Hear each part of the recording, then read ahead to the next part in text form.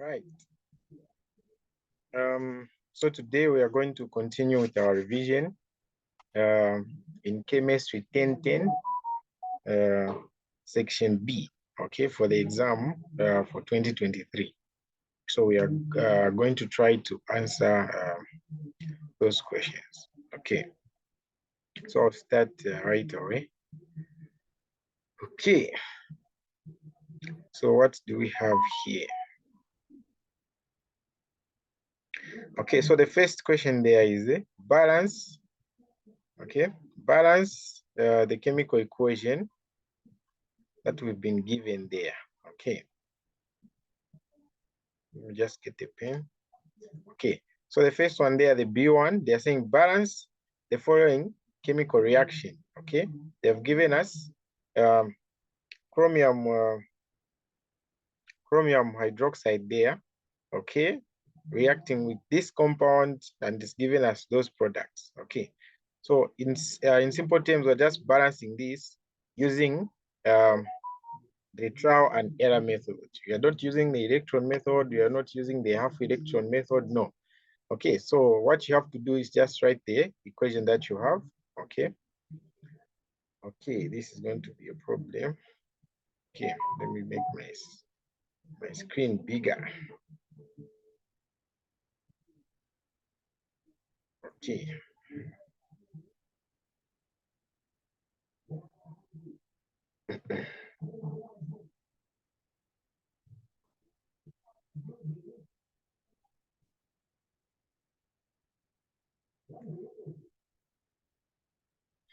Okay, so what I was saying is that you just write this equation, okay, and then you balance it using the trial and error method, okay? So meaning that we're just going to write it the way it is, okay? So we have chromium, then we have OH there, a 3 there, okay? Then to this compound, what are we reacting this compound with? Okay, so we are saying plus. Okay, let me check. They are saying HCl. Okay, saying HC. Okay, let me just be looking at the question. Okay, so HCl, then O4, like that. Okay, is equals to what do we have on the other side? On the other side, we have Cr. Then okay, just a minute. Let me write this properly. I don't know what's happening to my pencil. Okay, so I was saying I have Cr there.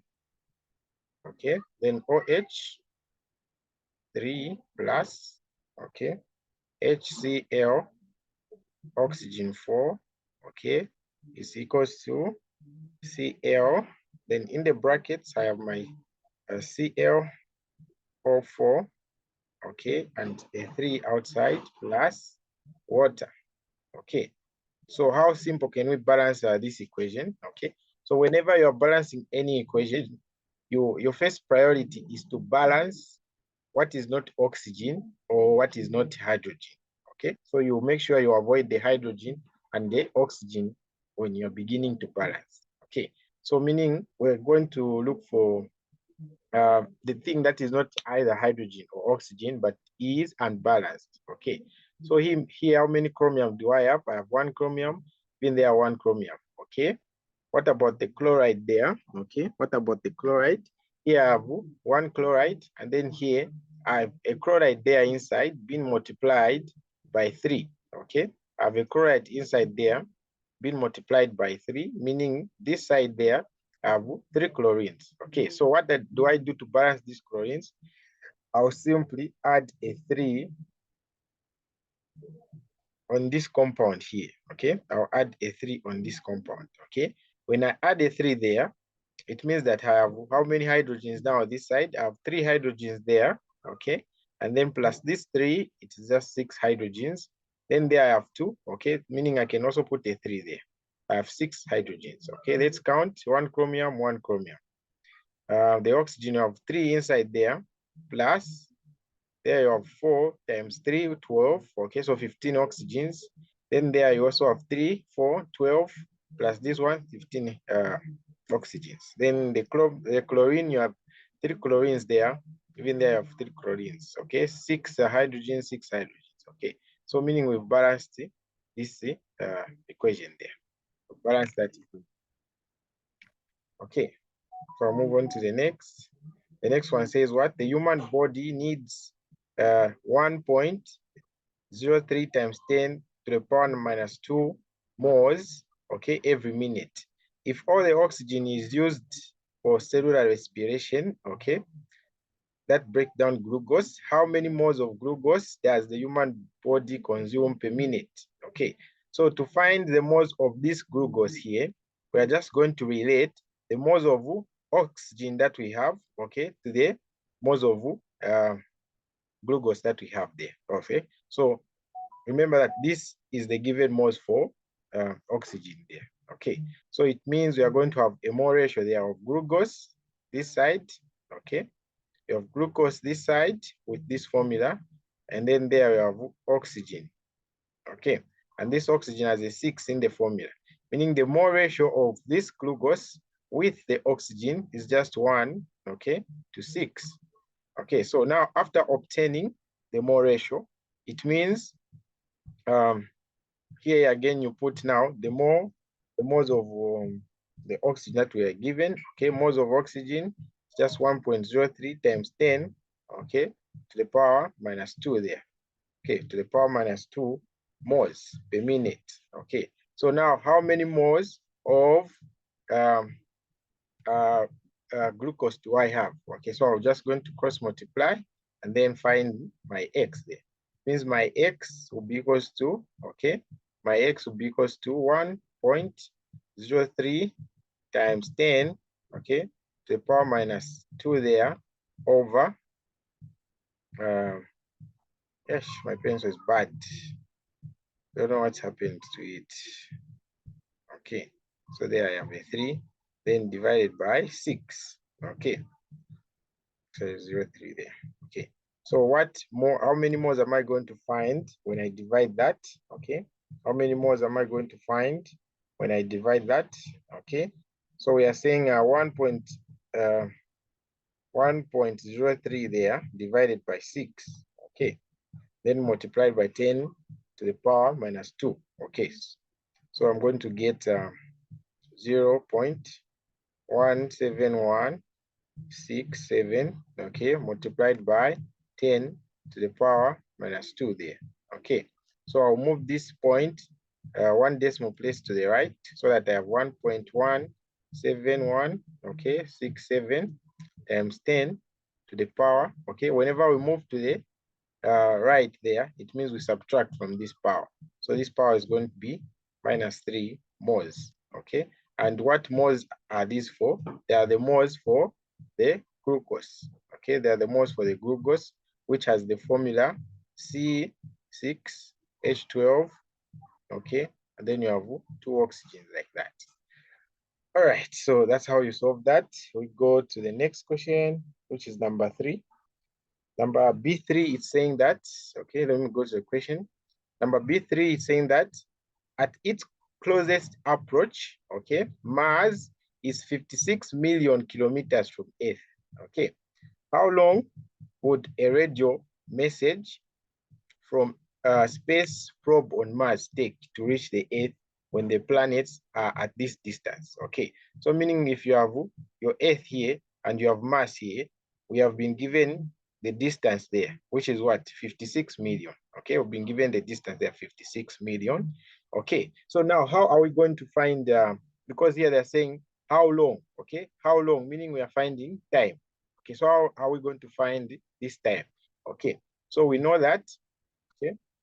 We know that speed is equals to distance over time, okay? So time is what we are finding, distance we've been given, but the speed we don't know, okay? But when we go back to the question, we can see that this is a radio message, and the radio message is part of the electromagnetic waves, okay? And we know that all the electromagnetic waves travel at what speed?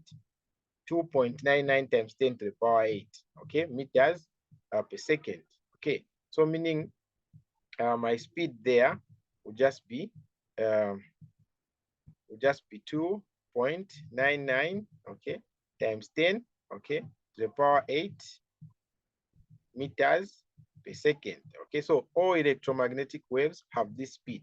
Then what is the distance?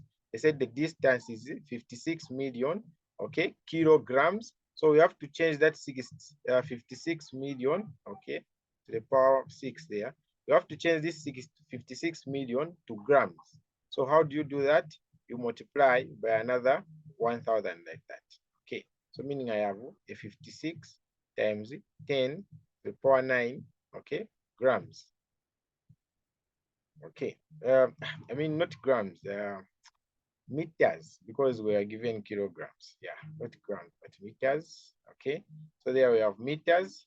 So now, since we have meters, we have the speed, we can find our time. Okay, so time is simply equals to the distance, okay, which is this 56 meters there, okay, over what is now the speed, okay. The speed is just 2.99 times 10 to the power 8, okay. So from there, we are just going to divide those two numbers, okay. So you divide whatever has a power alone and whatever doesn't have a power alone. So I'm going to divide the 56 there divided by 2.99, okay.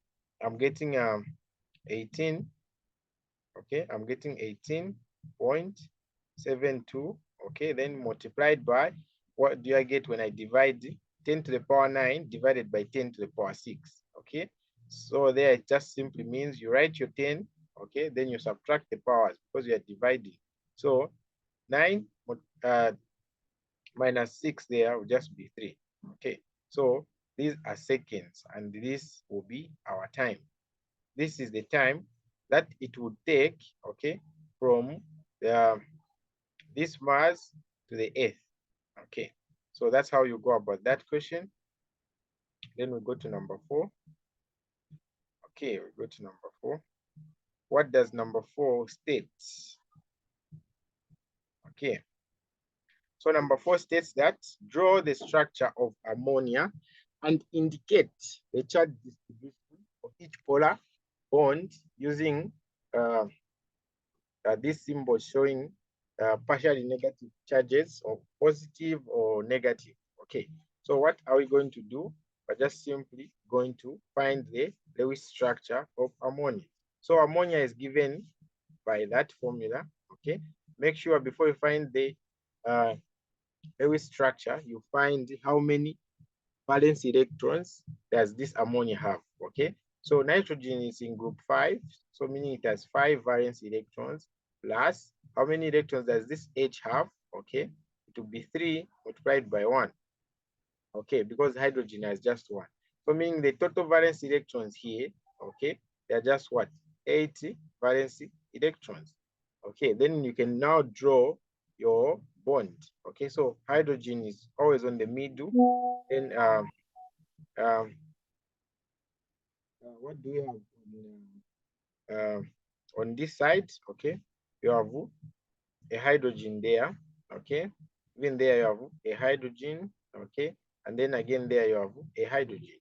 Okay, so each of these lines represents 2 electrons, meaning from this 8 we've already used 6. Okay, 2 here, 2 there, 2 there.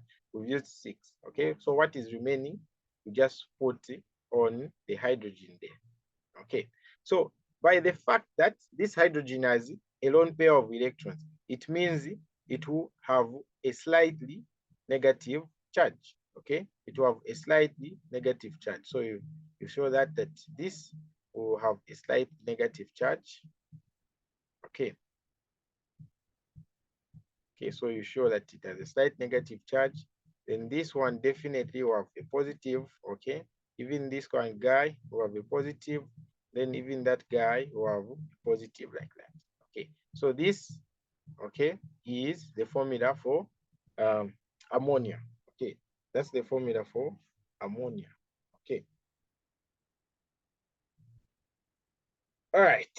Okay, so let's continue. We go to number We're going to number what now? Yeah. Right.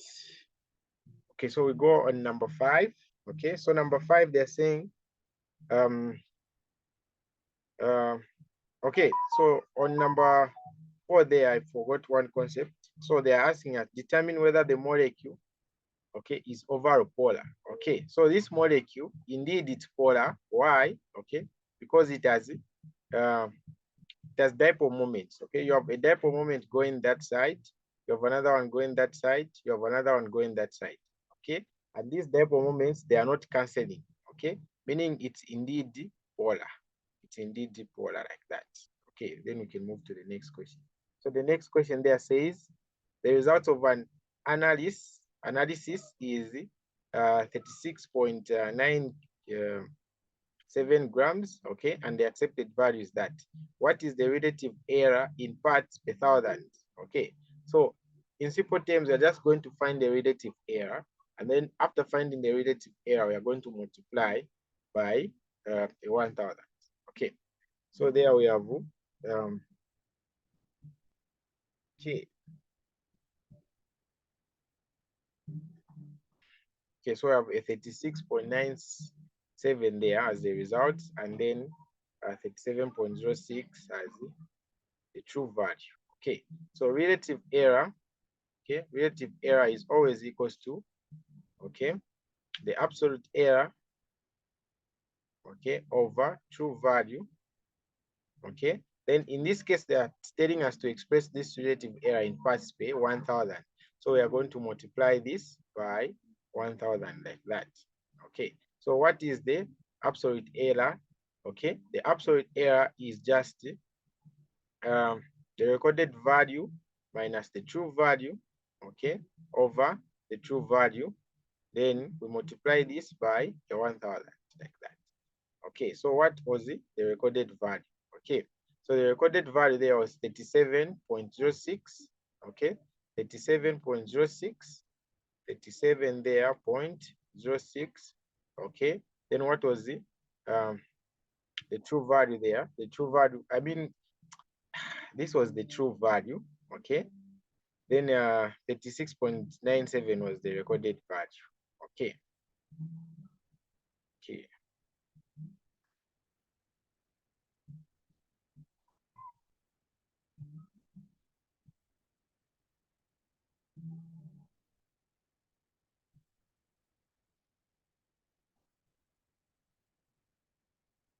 Okay, so the recorded value there was what? We are saying the recorded value there was just a 36.97 there minus, what do we have on the other side as the accepted value? We had the 37.06 there, okay? Then we're dividing whatever we have on top there, okay, with the 37.06 there. Then we are multiplying that by 1,000, okay? So let's punch those numbers into our calculators, okay? What are we getting? Okay. So we are saying 36.97 minus 37.06, okay, divided by 37.06, okay, multiplied by 1,000. So I am getting a 2.4, getting a 2.42, okay, 8 there. So you can end it there. This is your relative error in per thousands, okay, in per thousands.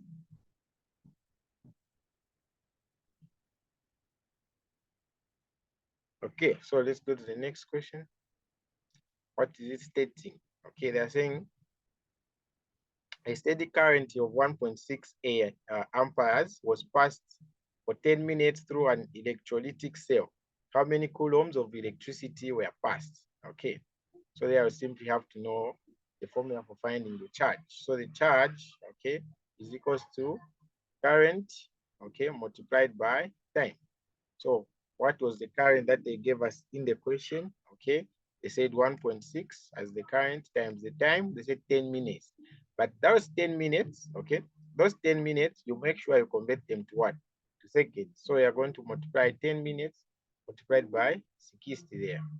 Okay, so what will you have there? So you multiply whatever you have there. Okay, so you are going to say I have 1.6 multiplied by 10 multiplied by 60. Okay, so I have 190 coulombs there. Okay, so this is the charge. I'm surprised this paper was this simple. Section B. Okay, anyway, to continue, where are the questions?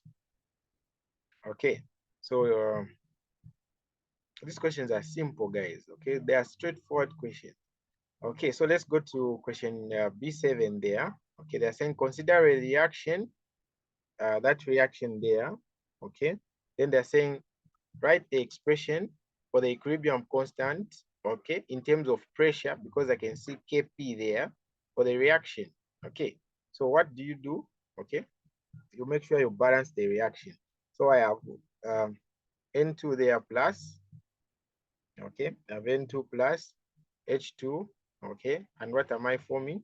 I'm forming N, okay, 3 there. Okay, so make sure you balance the one that is not hydrogen first. Okay, so I'm going to put a 2 there, meaning I have 6 hydrogens there, 2 nitrogens, even there I'm going to put a 3. Okay, so how do you find the concentration, the equilibrium constant? I mean, you just divide the concentrations. Okay, in this case we are told to find the Kp, so it means we are going to divide the pressures of the product by the pressures of the what? The reactants. Okay, so Kp, okay, Kp is equals to the pressures of the products there. So we are going to say P of N3 there. Then no, those brackets they mean concentration, but here we are dealing with pressure. Okay, so we are going to say P, you square it because it has a 2 there, okay, of NH3 there, okay, over, then down there we're going to say P of N2 there because it has a 1 inside, okay, then this you're going to multiply it with, okay, the pressure of hydrogen, okay, and hydrogen is raised to the power 3 there. Okay, so this is the equation for our equilibrium constant. Okay, so just balance the equation, then put the pressure of the products on top, and then the pressure of the reactants down there. Okay, so this is how you solve that one. Okay, so if you have any question, feel free to just stop me. Okay, then let's go to question 8 now. They're saying the first order rate constant for the decomposition of N2O2 at 0 degrees, okay, at 0 degrees Celsius is just this K, okay, the rate constant, okay.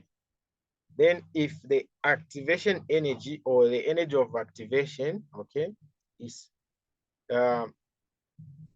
6,200 joules per mole, calculate the rate constant at 25 degrees. Okay, so this is a very simple question, guys. Okay, we just have to know the formula.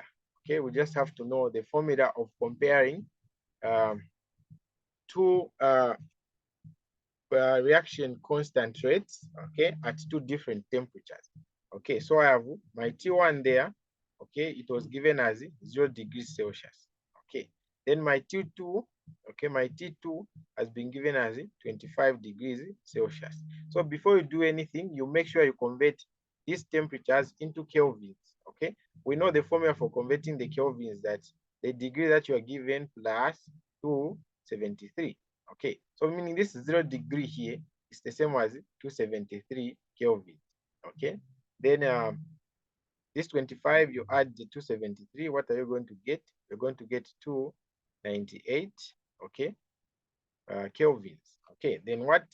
So this is T1, okay, and then this is T2. Then what are the equilibrium constants that we have? Okay, so for K1, what do I have? Okay, for K1, where there are 5.2 multiplied by, okay, 10 minus 6 there, okay, this is the equilibrium constant.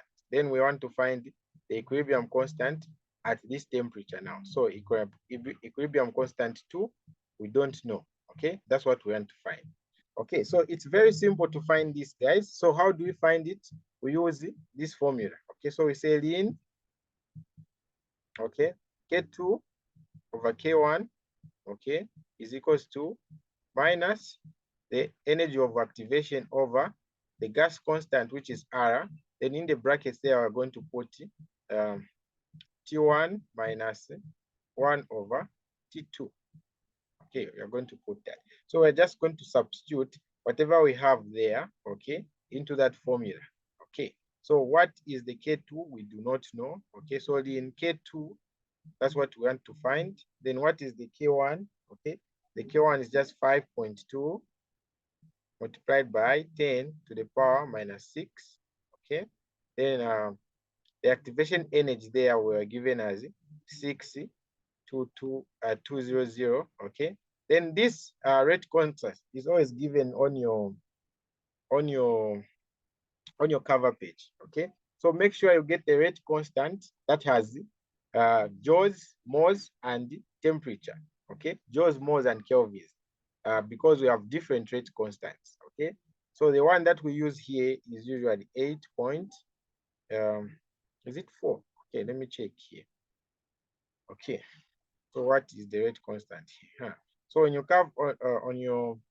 cover page here, okay, you can see that the universal gas constant has a lot of numbers here. So you make sure you get the one that has joules, moles, and kelvins. Okay, so you can see that it's 8.3145. Okay, so we go back to our question.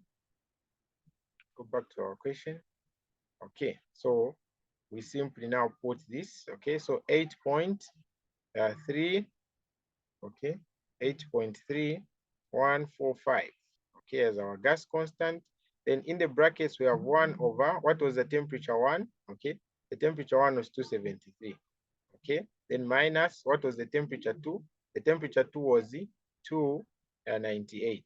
Okay, so now we just have to calculate here using your calculator now. Just punching the calculators to see what it will give you. Okay, so here, remember, there's a negative in the formula. Okay, don't forget. So we are saying 6,200 divided by 8.3145. Okay, so what are you getting there? Okay, so whatever you are getting there, you are multiplying it with, okay, you are multiplying it with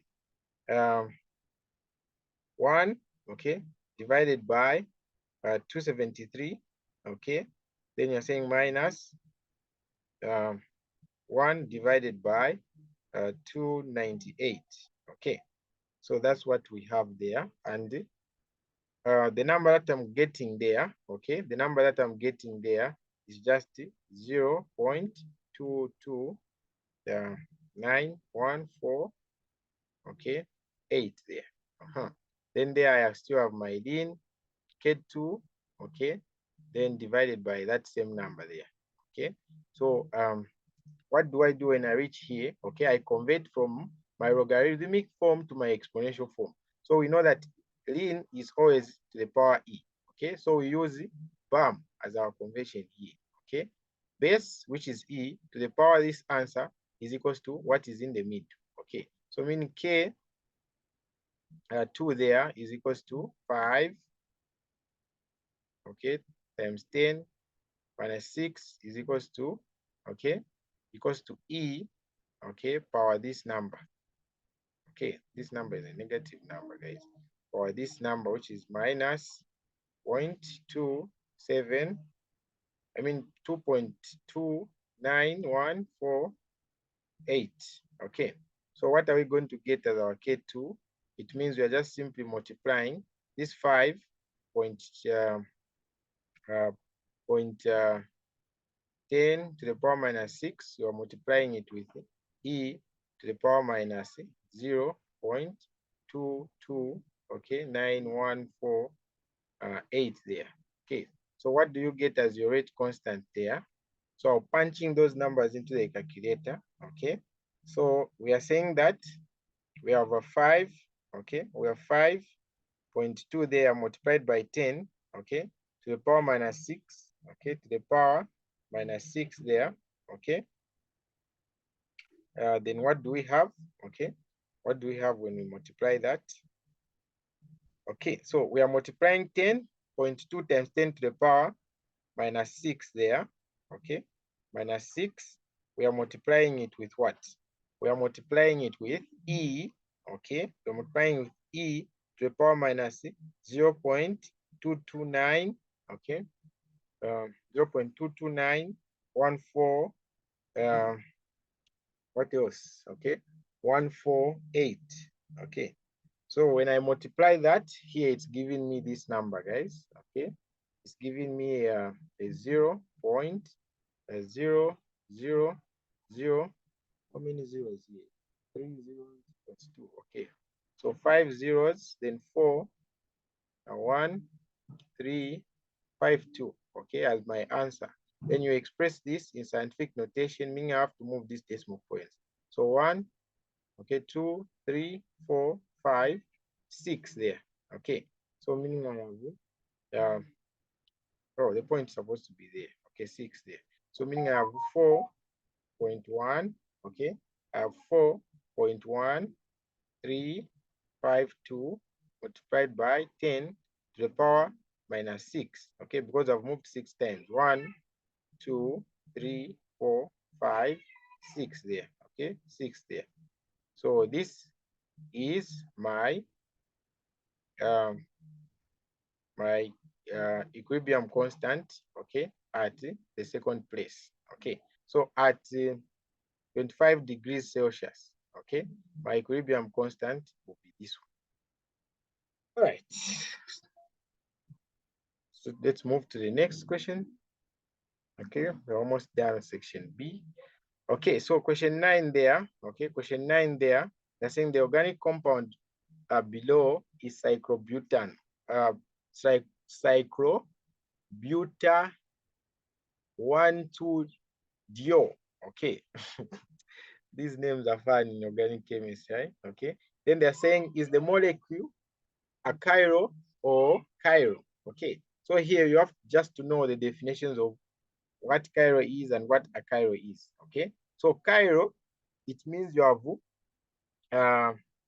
have no line of symmetry within that molecule. Okay, there's no place where you can cut it and it will be in equal halves. There is no place. It means it's chiral. When it's a chiral, it means there's a line of symmetry there. Okay, so for example, if you get your hands and you put them together, you can see that they are mirror images of each other. Okay, they are mirror images of each other, but they are non superimposable. Okay, meaning you can't put one hand on top of the other with all the fingers matching, but you can put them like they are facing together. Okay, so meaning this molecule here, if we cut here on the mid, we can see that whatever we have on this side is the same thing that we have on this side. Okay, so if we cut this and decide to put this side over the other side, it will cover everything. Okay, so meaning it's superimposable. Okay, so superimposable means that it's a chiral there. Okay, so this molecule there is a chiral. You write a chiral like that. Okay, the molecule is a chiral. Then here they're saying give the IUPAC name for the organic compound below. Okay, so for you to give this name, you first have to know the substitutes.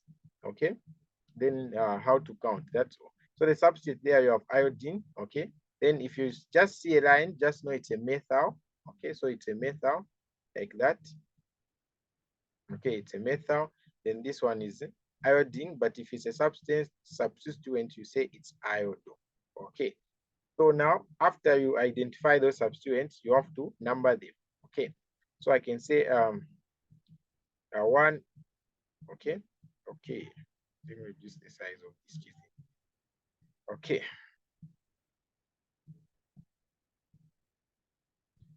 Okay, so you can say that this is position 1, then there is 2, 3, 4 there, okay, 5, and then 6. Okay, so I'm going in that direction there. Okay, why can I not go in this direction?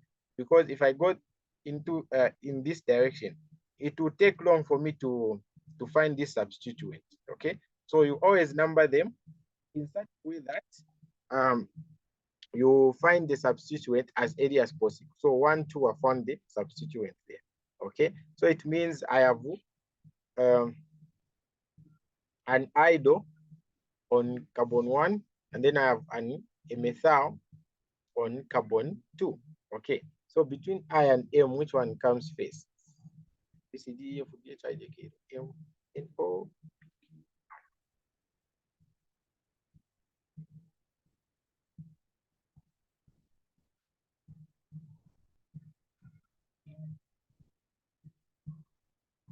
Okay, so the I comes first. Okay, so I'm going to put 1 iodo.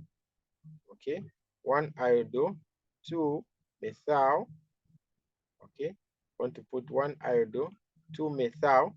Then I'm going to count how many carbons are in this molecule to find out the parent name. Okay, so the parent name there will be hexane. Okay, okay, so this is cyclohexane. So 1, 2, 3, 4, 5, 6. Okay, so it's made up of 6 carbon, and we know that 6 is just, okay, and there is no double bond there, which means it's hexane. Okay, but what type of hexane?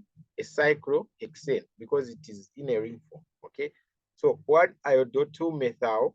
Okay, cyclohexane, like that. Okay, hexane. That would be the answer there. Okay, so we are done with section B. Any question?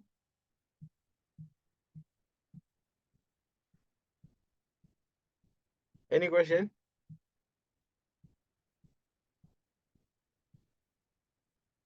Okay, what time are you writing chemistry tomorrow? Are you writing chemistry tomorrow or the other day?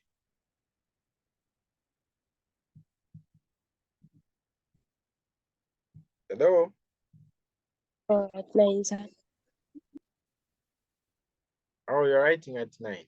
Okay, so I think I'll come back for another session. Let me just finish up doing something that is very important.